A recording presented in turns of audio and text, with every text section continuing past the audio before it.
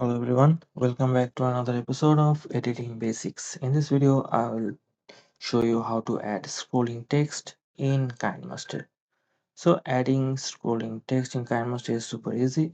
First open Kinemaster and then you have to create a new project or open an existing one. Once your project is open, tap on media on the top right corner and select the media you want to add text to. Like and after selecting your media, tap the check mark at the top right to add it to your timeline.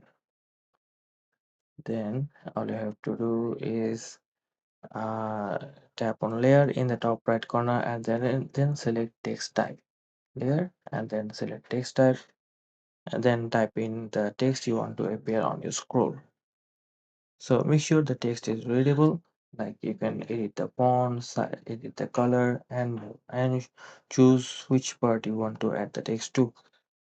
Once done, tap the check mark again to confirm. Now to customize your text, you can tap the text layer and use the tools on the top right corner. As you can see, you can change the fonts, colors and more. You can also add effects like outlines, shadows or glowing text. Experiment with this for a unique look.